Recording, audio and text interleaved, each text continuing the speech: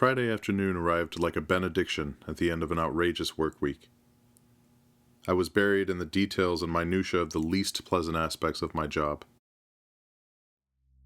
Somehow, I managed to clear my desk by 5 p.m. I left the office with a bounce in my step. Visions of a nice meal with my family, lawn mowing on Saturday, and football on Sunday danced in my head. As I drove home, I saw more than a few neighbors pulling Bush or Dukakis signs from their front yards. Everyone was happy to see the election over with, particularly because this one had seemed all but decided months before. I pulled in and saw my son, Evan, and wife, Tracy, shooting hoops in the driveway. Before I could greet either of them, Evan announced, "Mom said I can have 3 friends over tonight." I shot Tracy a look, and she smiled with a shrug. She turned quickly away to toss up a free throw. "Oh, she did. And who will have the honor of sleeping on your bedroom floor tonight?" I inquired playfully. "Tim and Carter, but Otto couldn't come, so Mom made me invite Henry," he concluded sourly. I knew that name. Based on what I could surmise from Evan's guarded comments about school, Henry sounded like something of a class pariah, always saying bizarre things and setting people on edge. If I'm being honest, I'd met him once and did not love the way he looked at me. Both intensely focused and somehow distant at the same time. And for entirely too long. "I don't really like him, Dad. He gives me the creeps," Evan muttered. "Ah, come on. It sounds like a good crew," was all I offered in response. When the boys began to arrive, it became apparent that Henry was going to be late. We were taking the pizza out of the oven when I heard the knocking.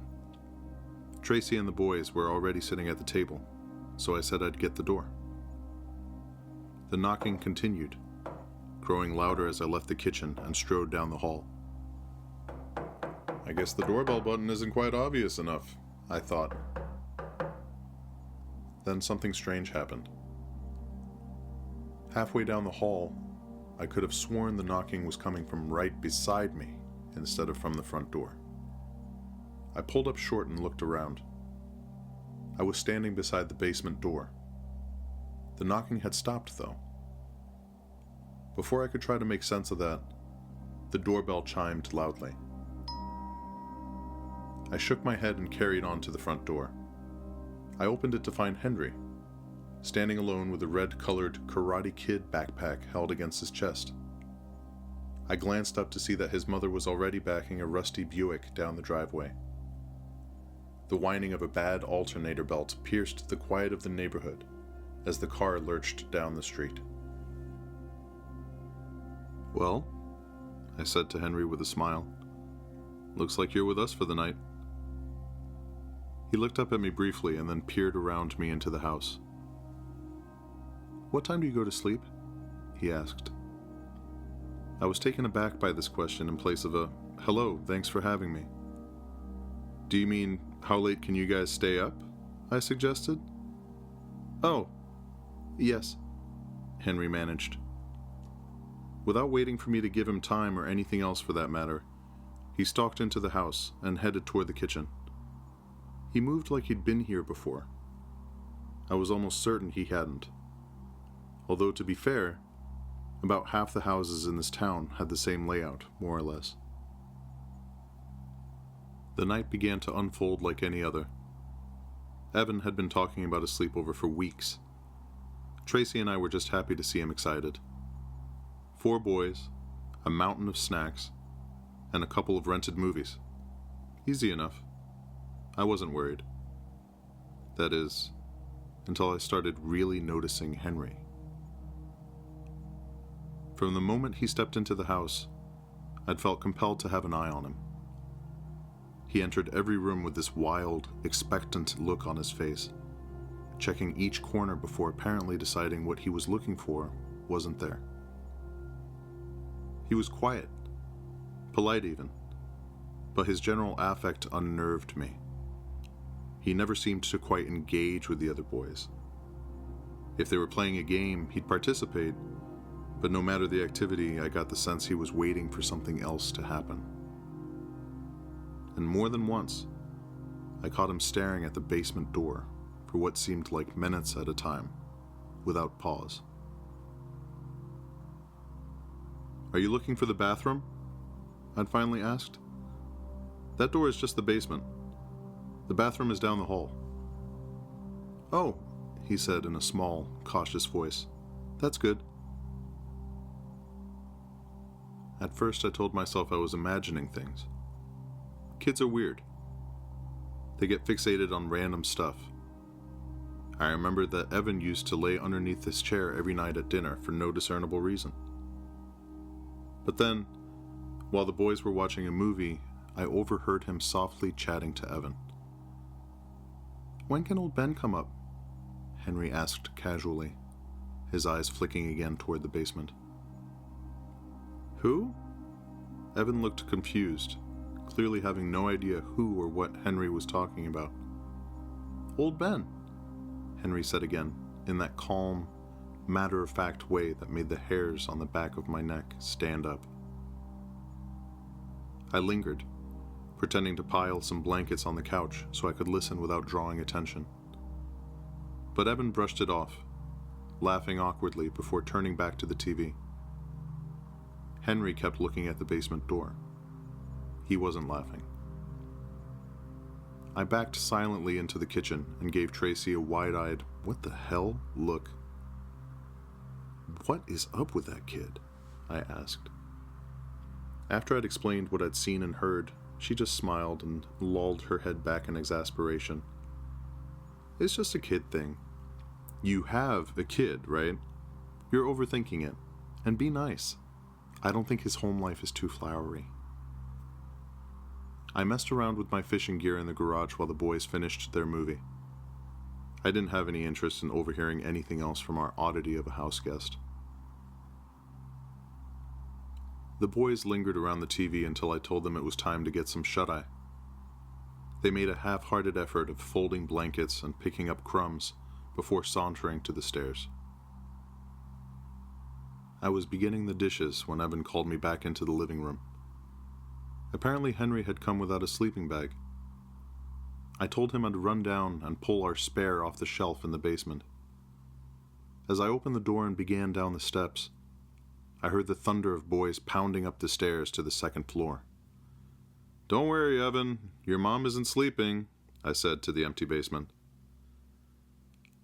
Pulling down the blue stuffed sack with the sleeping bag inside, I noticed something on the concrete steps up the Bilko-style cellar door that led to the backyard. I stepped closer and stooped to get a better look. It was water and mud, still wet. I reached up and gave the door a shake. Locked. Great, I thought. Something else is leaking down here. Water in the basement had been a source of anxiety since we bought the place. Releasing a long exhale, I could see my weekend unfurling before me. Tools, multiple trips to the hardware store, and frustration. Oh, and money. Always that. Tomorrow, I thought, turning to leave. With one foot on the bottom step of the stairs, I looked up and froze.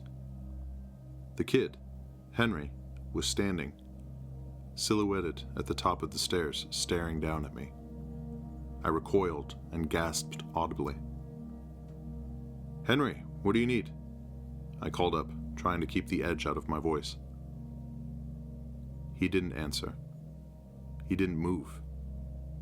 I shook my head and began up the stairs. He still hadn't budged by the time I reached the landing. I had to turn sideways to get by him. He was gazing down into the basement with a 1,000-yard stare. "Is he coming up?" He ventured meekly, finally turning to me. "I don't know what you're talking about, Henry. It's time to head upstairs." I pressed the sleeping bag into his arms. "Here." All the patience gone from my tone. Turning to head into the living room, I heard him murmur, "Good night, sir." Surprised at the formality of his sign-off, I turned to return his refreshingly polite remark. He wasn't looking at me. He hadn't been addressing me. He was looking down into the now dark basement. I'd had enough. Reaching past him, I pulled the door shut. It closed with a distinct click. Henry looked up at me with an inscrutable expression. Was it annoyance? Concern? "Good night, Henry. Just let me know if you need anything else. Our room is at the end of the hall upstairs." "I know," Henry retorted lightly and padded noiselessly up the stairs. It was late when I started awake. Squinting at the digital clock, I saw it was past 3 a.m. I could hear a familiar horn call out as the freight train rumbled in the distance. I never minded hearing that sound when I was up late or couldn't sleep. It somehow made me feel less lonesome to be awake at such an hour. My reverie was interrupted by movement. Out of the corner of my eye, I could swear the bedroom door had moved. But it was shut now. Had it just closed? Reaching out silently, I felt Tracy in bed beside me. I decided to do nothing. Just lay there and listen. For several minutes, I heard nothing but Tracy's breathing, and the minute clicks and whirs I knew to be our house settling and vents blowing. I'd finally determined to get some sleep, when a noise broke the silence. A knock. Then another. Someone was knocking on a door or wall, dull and muffled. But it wasn't the front door. Our bedroom sat just above the front door. This was coming from somewhere inside the house. I sat up, my heart beginning to thud in my chest. The knocking continued, slow and steady, as if whoever, or whatever, was doing it wasn't in any rush. I swung my legs out of bed, careful not to wake Tracy, though the sound was beginning to rise in volume. It seemed to be coming from downstairs. Creeping softly to the bedroom door, I hesitated, my hand hovering over the knob. I took a deep breath and cracked the door open, peering out into the darkened hall. Nothing. I could still hear the knocks, though they were less frequent now. I was certain they were coming from downstairs. The basement door flashed in my mind. Until this moment, that door had never elicited anything but indifference from me. Now, I suddenly felt like I had some malevolent portal in my downstairs hall. When I passed Evan's room, I nudged the door open with my toe and looked in. We'd put a nightlight in his room for the sleepover, just in case anyone needed to find their way to the bathroom in the night. Evan was in his bed. Tim and Carter's sleeping bags bulged with their sleeping forms inside. Leaning in farther to see Henry at the foot of Evan's bed, I saw another lumpy sleeping bag.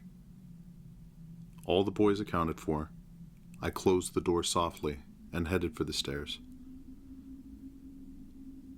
It took more willpower than I cared to admit to walk down the stairs into the dark. Each creak of the steps amplified the eerie stillness of the house. I kept telling myself that I had the added responsibility of 3 other families' kids in the house. I had to make sure everything was secure. The first floor was silent. The microwave's display was still blinking "done" after heating some popcorn earlier. It illuminated the kitchen in 1-second intervals as my eyes began to adjust to the dark. As I began moving down the hallway, I could see the basement door now. It was slightly ajar. The knocking had stopped. I stood, frozen, staring at the gap between the door and the frame. My mind raced. Do I call the police? I thought wildly.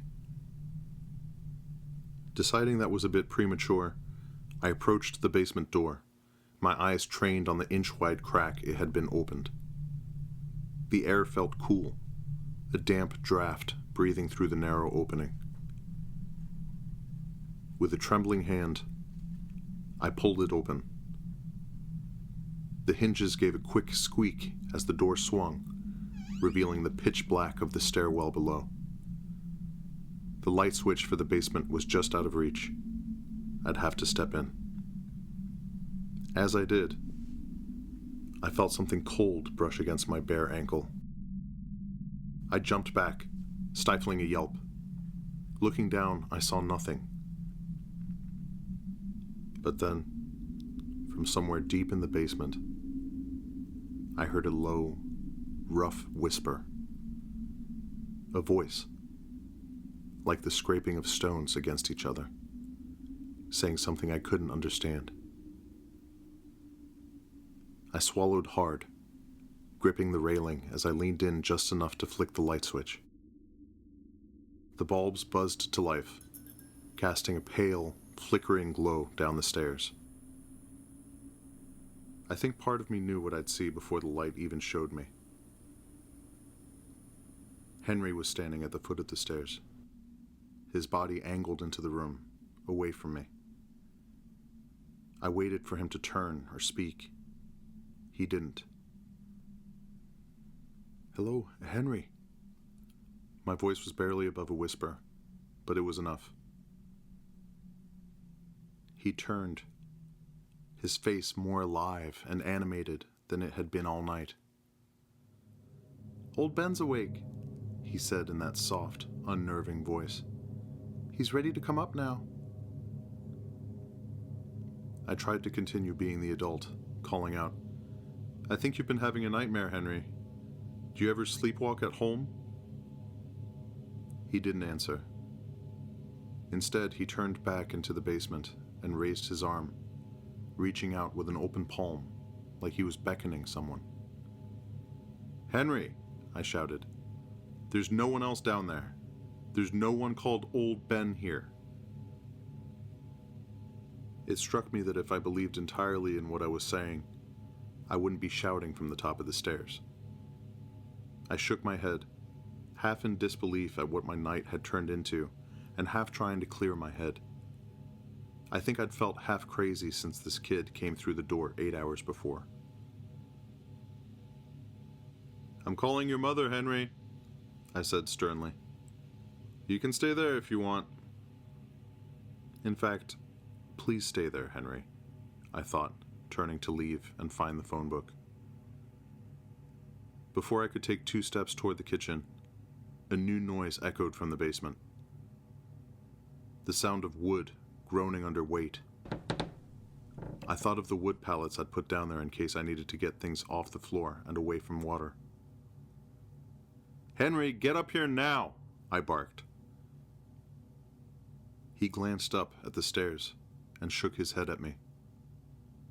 I remember hating him at that moment. Hated him for making me afraid in my own house, for sneaking around while we slept. From somewhere in the basement, a sharp, metallic screech. Then a thundering bang, careening off the walls of the stairwell up to me. I rushed down the stairs and stepped in front of Henry. I stared, gaping across the basement to the cellar door. I couldn't understand what I was looking at. The door was smashed. The 2 panels had been pressed and bent outward, creating a gap to the outdoors. And I could see moonlight through the gap.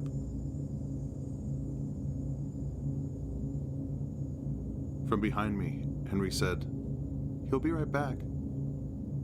"We're going upstairs now," I said without looking at him. I marched up the stairs. I'm ashamed to say, I didn't wait to see if he would follow me or not. Part of me knew he wouldn't.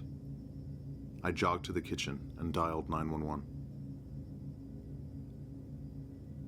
After I'd given my address and explained that there was or had been an intruder in my house, I leaned back into the hall and saw the basement door, still ajar.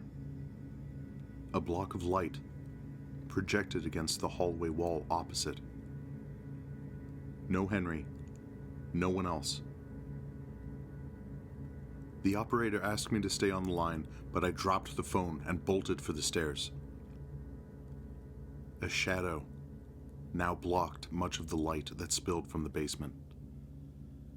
Over the sound of my clumsy flight up the stairs to the bedrooms, I think I heard Henry's laughter. I woke the boys in a panic and herded them into our bedroom. They were all bleary-eyed and bewildered, but they stumbled along helpfully. Tracy clicked on her bedroom light. As I began explaining what I'd seen, she wore an unbelieving expression. I told her Henry was still downstairs and that I was afraid he'd been talking to someone, a real someone. Hearing myself say this out loud, I realized I had to get back down there and bring Henry up. I stuck my head out the bedroom door and looked toward the stairs. I could hear Henry. He was walking around down there. Stepping onto the landing, I peered down into the kitchen and down the hall. There was Henry. I watched, stupefied, as he reached and unlocked the front door. He opened it wide. Before I could react, he stepped out onto the concrete stoop. He held his arms out, as if he was waiting for a hug. No one appeared. Then he cupped his hands around his mouth and shouted abruptly into the night, "Come back!" I was stepping down into the hall to approach him when he dashed off the stoop and into the dark. When I reached the front door, there was no sign of him. I closed the storm door and went back upstairs to wait for the police. They'd have to handle tracking down Henry. It felt like a lifetime before the police car came to a stop in front of the house. When they'd finally checked the outdoor spaces and cleared every room downstairs, they came up. It was two skeptical-looking officers. They said they'd come across a few strange things. First, the obliterated cellar door. That came as no surprise. However, they'd found enormous handprints on the interior of the door panels. They had no idea what could have caused that kind of damage, though. The second strange thing they found was a tired little boy sleeping on the carpet at the top of the basement stairs. They'd roused Henry and tried to gently question him. He looked confused and said he recalled nothing about the hours after he and the other boys had gone up to bed.